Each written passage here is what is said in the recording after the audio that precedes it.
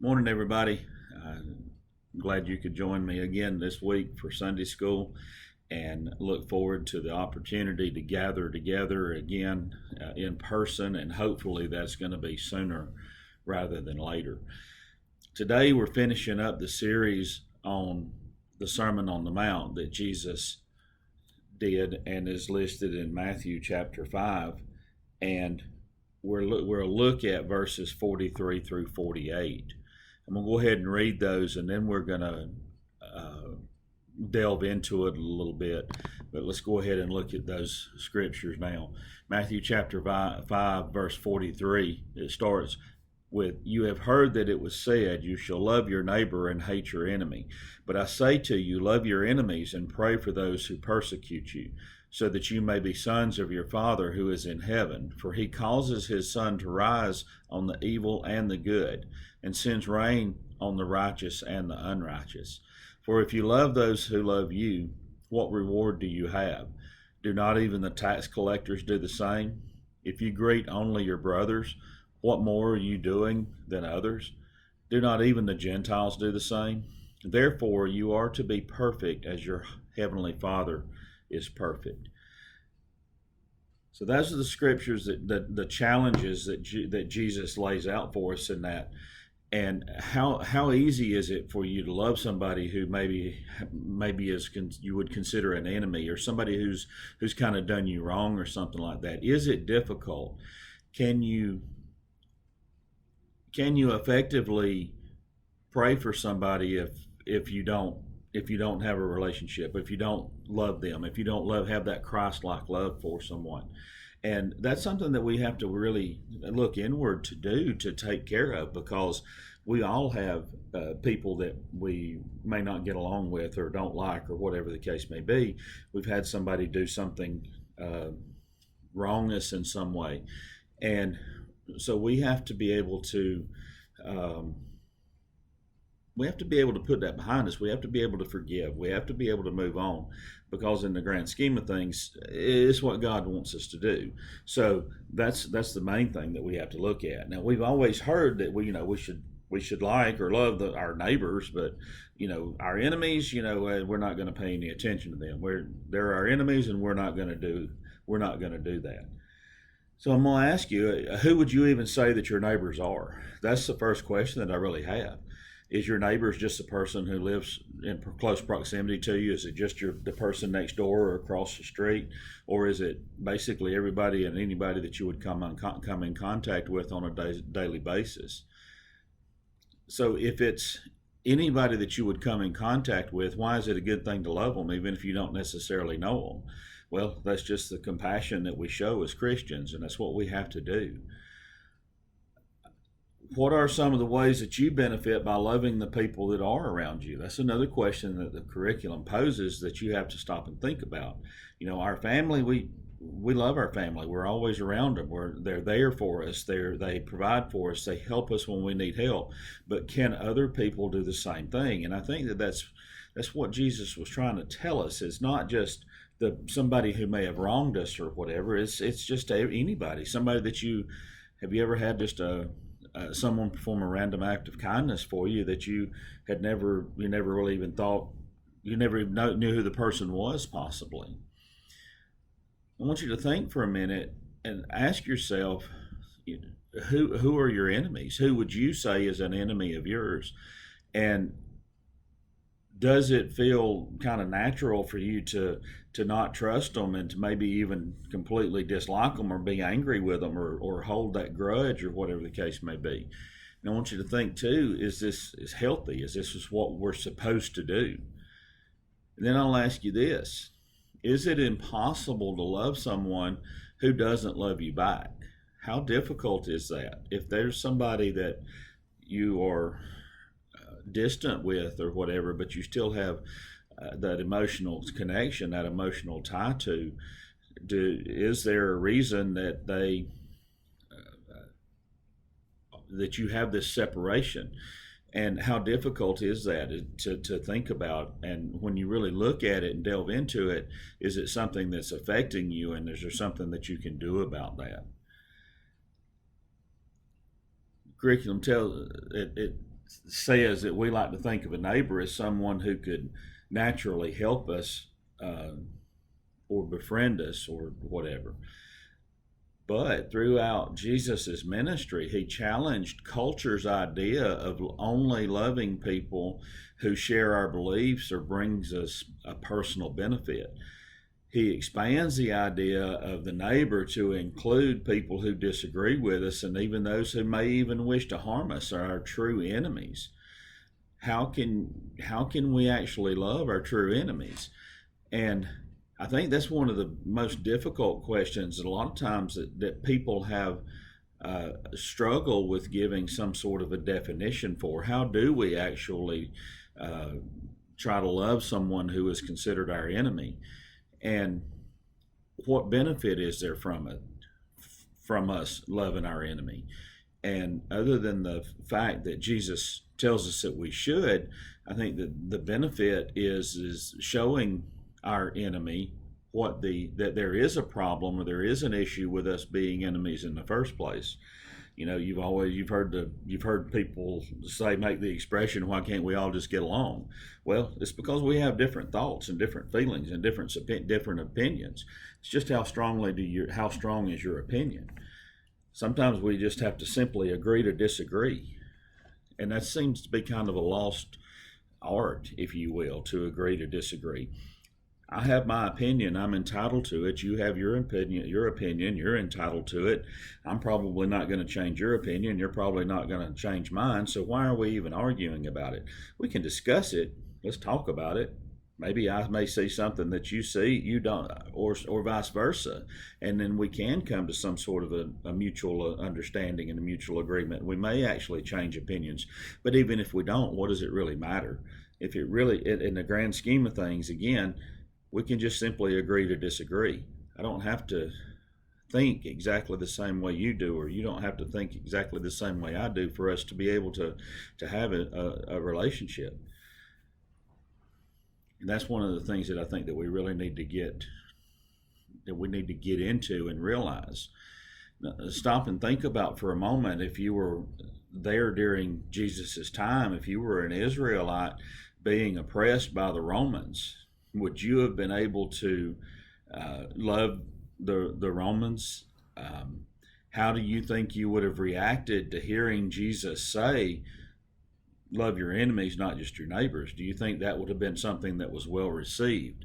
Well, as you know, historically, it wasn't real well received, especially from the people that were prominent, if you will, people of the time. Jesus made a lot of people angry when he was telling people that this is how you should act and react and respond to people. And that's part of the problem that people had with Jesus and his ministry, and because they weren't able to see in the grand scheme of things where he was coming from and what he meant by what he was saying. If I kind of posed it a little bit earlier, how are you able to pray for somebody who persecutes you, or that you're an enemy with, or someone who's done you wrong? Can you effectively pray for that person? So until you can actually forgive that person in some way, the chances are you're not going to be able to effectively pray for them. So that's actually more the epitome of a form of love, is to be able to pray for somebody that has wronged you or done something to you in the past, that wronged you in some way. What do you think that Jesus' point was when he mentions the sunlight and the rain? Because we had a sermon series at the church on Sunday nights for a while. Why bad things happen to good people. He mentions sunlight, the sun rising on evil just as well as good. It rains on the righteous as well as the unrighteous. And I think that the correlation with that is Jesus explaining and letting us know that, hey, there's they're walking just the same way we are. Or on earth anyway. They wake up, they have families, they do this, they do that, they do a lot of the same things that we do. They just have different opinions. Jesus mentioned the tax collectors. The tax collector was one of the most hated people around during Jesus' times because they were notoriously had the reputation for being dishonest and for taking things that they taken more than they should have taken in that. So, do you think it would have been easy for the people of the time to have uh, not disliked or strongly disliked the tax collector? The thing with this type of language, this type of things that Jesus was telling, it actually kind of got Jesus into a lot of trouble because his words were provoking people that rejected him and actually even eventually crucified him. And the reason for that is his teachings are completely different than everything that society teaches us to think. That how they wanted us to, how society makes us want to kind of buy into their thoughts and on how things should be done. And Jesus came in and totally radically changed that. And a lot of these things that Jesus really radically changed in that, they're not easy to actually do. They're not easy to put into practice. So it is difficult, and I can understand, I guess, why the leaders of the time had a lot of problems with it. I don't have to agree with it. I just can kind of understand it, and understanding is absolutely important as well. Jesus wants to replace our hatred with compassion. That's what it boils down to. Our anger, our dislike of others, and that he actually wants us to turn that hatred and that dislike into compassion. He challenges us to take loving action toward people who might hate us and never would return our love. If I do an act of compassion, a compassionate act towards another person, especially a person that doesn't necessarily agree with me or whatever, when they see that, that's going to make them think, maybe they may think, what's my angle? What are you trying to do here? What is your, what's your angle, so to speak? And my angle simply is I'm just trying to do what Jesus tells me to do. Let me ask you this: have you ever shown kindness to somebody and gotten nothing in return? And if you have, how does it feel? How does that make you feel? What does it feel like to do that? What was your motivation, if you will, for doing that act of kindness in the first place? And I think that's oftentimes something that we have to look at when we're actually going to do some sort of an act of kindness for somebody. Is, are we expecting something in return? And I don't know that we should expect something in return. As a matter of fact, we shouldn't actually expect something in return. An act of kindness should just simply be that. And I can tell you, I've experienced these random acts of kindness before, both on the receiving end and on the giving end. And it's a very good feeling when you do this random acts of kindness for somebody, or you receive these random acts of kindness. It's a good feeling, and it's something that I think that the more we do something like that, the better that society would be if they would actually buy into it and perform these and actually start doing these things. Think about for a minute, if you were kind or nice to somebody and they were mean to you in return, how would you be tempted to react to that? Are you going to stoop to their level and stop that kindness and turn it more into that act of not kindness, of hatred or meanness in return? Should that be the way that we do act? And I know as tempting as it is to do that, that's not how Jesus wants us to react and respond. The question in the curriculum is, how did Jesus model loving his enemies? I think that we all are very aware that, as it says biblically, that he could have called down legions of angels to take him off the cross. He could have defeated. If Jesus can raise somebody from the dead with speaking, do you not think he could also cause massive death by his speaking as well. All he would have had to have done is to tell them to be gone, and poof, they would have been gone.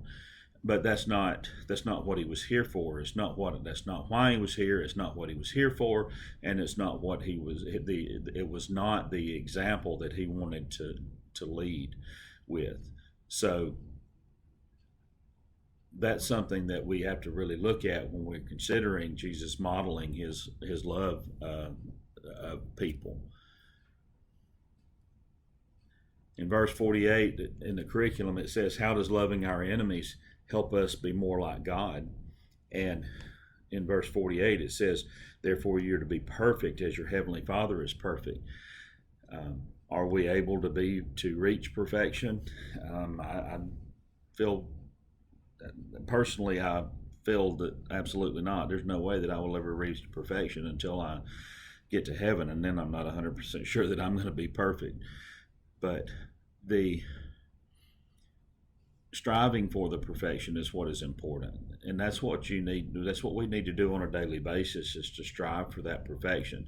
Trying to be more like Jesus is important, and that's what we're trying to do, and that's what we're trying to get across. That's what Jesus was trying to get across to us. He knew that when he told us to be perfect like God, that we weren't capable of that perfection, but that doesn't mean that we can't strive for that perfection. So my challenge to you is, as you go through this, especially this troubling times that we're in right now, is to remember that, and to reach for that, to strive for that perfection, so that you can be a beacon in this dark time that we are. You want people to be able to look at you and ask themselves, what does that person have, and how do I get it? That to me is one of the best things that you could do. That imitation is definitely the highest form of flattery. So that's really all that I've got. I hope that you have gotten a little something out of this. I hope you enjoyed the series on the Sermon on the Mount. I hope you enjoyed seeing more than one person in getting these messages out.